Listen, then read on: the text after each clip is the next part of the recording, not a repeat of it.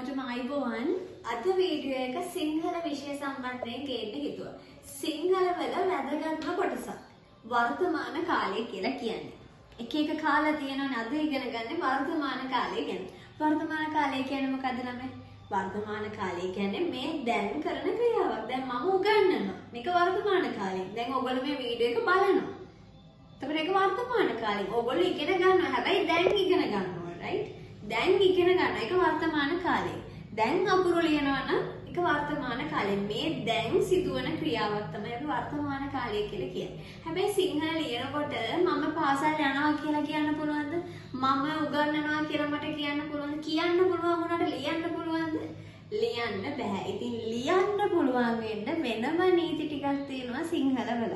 මම අද කියලා දෙන්නම් මේ නීති ටික. මම කියන උත්තේ ආවොත් ඉවර වෙන්න ඕනේ මී වලින්.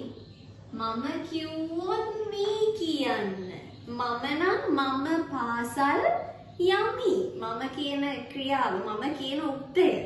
මම කියන උත්තය පාසල් යනවා කියලා කියනකොට මම පාසල් යමි. ඊළඟට අපි කිව්වොත් මූ කියන්න. අපි ගමු අපි පාසල් යමු. මම පාසල් යමි. අපි පාසල් යමු. හරි, එක්කෙනෙක් කියලා හිතන්න. අම්මා, තාත්තා, අයියා, අක්කා, එහෙම නැත්නම් අලියා. ඒ ඕනම කෙනෙක් එක්කෙනෙක් නම්. එතකොට අපි ආඛ්‍යාතය ඉවර කරන්න ඕනේ ඊවල. එතකොට අම්මා බත් උයයි. තාත්තා වැඩට යයි. ඒ වගේ ඊ වලින් තමයි ඉවර වෙන්න ඕනේ. කට්ටියකට තී කියන්න. අම්මලා, තාත්තලා, අක්කලා, එවන බල්ලෝ, ඒ වගේ බහු වචන නම්. උක්තය බහු වචන නම් ආඛ්‍යාතය ඉවර වෙන්න ඕනේ තී වලින්. බල්ලෝ පාරේ දුවති. එතකොට අම්මලා බත් උයති.